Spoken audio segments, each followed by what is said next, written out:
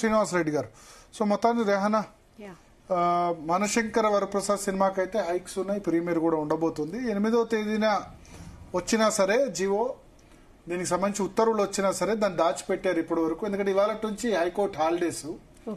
So high court holidays లో emergency cases మాత్రమే, అంటే బెయిల్ ఇటువంటివి, ఏదైనా ఇల్లీగల్ స్ట్రక్చర్స్ ఏమన్నా డిమాలిషన్ ఇటువంటి కేసెస్ మాత్రమే వినేందుకు అవకాశం ఉంటుంది హాలిడేస్ ఉన్నప్పుడు. జనరల్ గా అర్జెన్సీ లేని మ్యాటర్స్ వినకుండా ఉండే అవకాశం. సో దీనిది 8వ తేదీ వచ్చినా 10వ తేదీ వరకు దాచి ఉంచారని చెప్తున్నారు. ఏదేమైనా ఒక కన్సిస్టెన్సీ అయితే లేదు రాష్ట్ర ప్రభుత్వానికి. అంటే అల్టిమేట్ గా జగన్మోహన్ రెడ్డి కూడా అంతే చేశారు కదా. తన సినిమా ఇండస్ట్రీ అంతా తన దారికి రావాలి అనే క్రమంలో, చంద్రబాబు నాయుడు చేతిలో అక్కడ ఇండస్ట్రీ ఉందన్న క్రమంలో ఆయన పిలిపించుకున్నారు. సో బహుశా ప్రభాస్ కూడా కలవలేదు ఈ మధ్యలో. ఎప్పుడు నేనైతే ప్రభాస్ రేవంత్ రెడ్డి కలిసిందైతే చూడలేదు.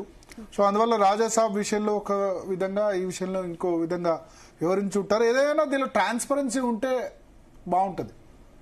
అందరికీ ఒకటే రూల్ ఆంధ్రప్రదేశ్ ప్రభుత్వం ఏదైతే అప్లై చేస్తుందో ఇప్పుడు ఆంధ్రప్రదేశ్ ప్రభుత్వం అదేవిధంగా అప్లై చేస్తే బాగుంటుంది. ఈ ప్రీమియర్స్ అయినా లేకపోతే రేట్స్ అయినా ఒకటే. సినిమా వాళ్ళకి చెప్పేది ఏంటంటే, సరే టికెట్ 300 కాకపోతే ఇంకో 100 రూపాయలు పెంచండి, కానీ ఆ పాప్కార్న్ రేట్ అయితే తగ్గించండి.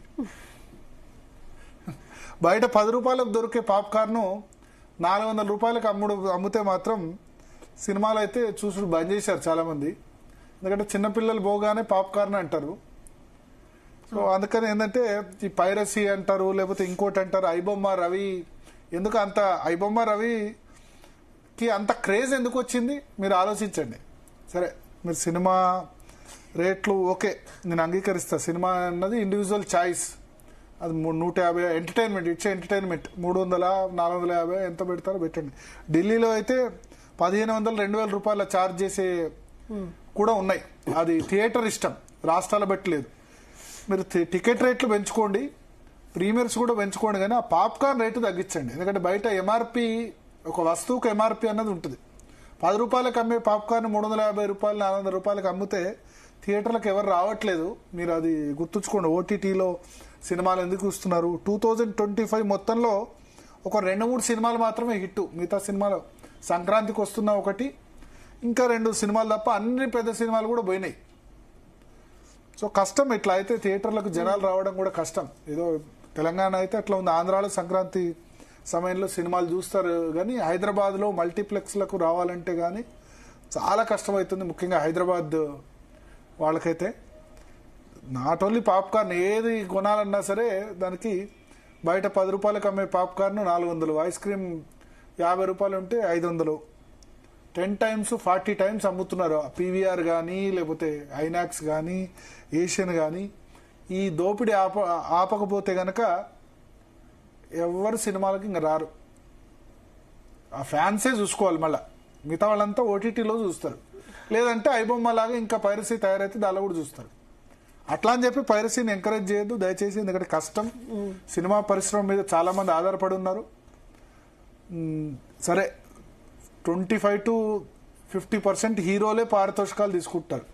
సినిమా బడ్జెట్లో సగం డైరెక్టర్, హీరో రెమ్యునరేషన్ పోతుంది. మిగతా వాళ్ళకి దొరికే తక్కువనే, బట్ ఎంతో చాలా మందికి ఉపాధిని ఇస్తుంది.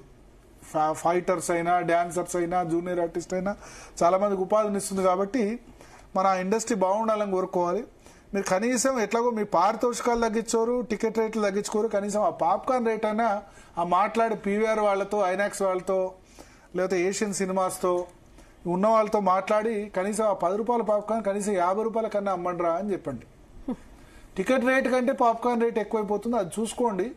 అది సెట్ కాకపోతే మాత్రం, నాకు తెలిసి ఇంతకుముందు 10 సినిమాలు చూసేవాళ్ళు ఇప్పుడు 2 సినిమాలకు 3 సినిమాలకు వచ్చారు. అందరూ ఓటీటీలోనూ సినిమాలు చూస్తున్నారు. అందుకని ప్రభుత్వాలు కూడా ఉంటాయి కదా, ఫ్యాన్స్ కాకుండా వేరే వాళ్ళు సినిమాకి రావాలంటే వాళ్ళకి కష్టమైంది. సో ప్రభుత్వాలు, అందుకని జగన్మోహన్ రెడ్డి అయినా రేవంత్ రెడ్డి అయినా వాళ్ళ మంకు పట్టుని గెలుచుకునేందుకు మేము గవర్నమెంట్ మీకు రేట్ హైక్ అనే ఇష్యూ లేకపోతే అసలు గవర్నమెంట్తో సంబంధమే లేదు. సో ప్రభుత్వ దయాదాక్షిణ్యాల మీద మీరున్నారు కాబట్టి వాళ్ళు ఆ విధంగా చేస్తున్నారు. సో ఒకటి రేట్ల హైక్ ముచ్చట్లేకపోతే గవర్నమెంట్తో మీకేం సంబంధం? మీ సినిమా ఆడించుకుంటారు బ్రహ్మాండంగా, అది పబ్లిక్ నచ్చితే అవుతుంది. ప్రీమియర్ షోలు వేయాలన్నా లేకపోతే రేట్ల హైక్ చేయాలన్నా మరి ప్రభుత్వాలు ఈ రేట్ల హైక్ చేస్తున్నాయి కానీ ఈ పాప్కార్న్ రేటు గురించి మాత్రం ఆలోచించట్లే సామాన్యుడి గురించి. దీనికంటే చాలా పెద్ద దోపిడీ పాప్కార్న్ దోపిడీ. సమోసా కొందామంటే బయట 20 రూపాయలు దొరికే సమోసా 200-300కు అమ్ముతారు. ఫ్రెంచ్ ఫ్రైస్ బయట 50 రూపాయలు దొరికితే 300-400 అమ్ముతారు. 5-6 రేట్లు. దీని మీద ఏం చేస్తుందో మరి గవర్నమెంట్. లేకపోతే అంతకుముందు బహుశా 2017-18 ఆ ప్రాంతంలో హైదరాబాద్లో ప్రత్యేక డ్రైవ్ జరిగింది, మళ్ళీ ఆపేశారు. సో దాని మీద అయితే ఖచ్చితంగా ఉండకపోతే ఇండస్ట్రీ కూడా కష్టమే ఇంకా, ఎందుకంటే అందరు కూడా ఓటీటీలో సినిమాలు చూసేస్తారు ఇక. Okay Bharat, thanks for the analysis. So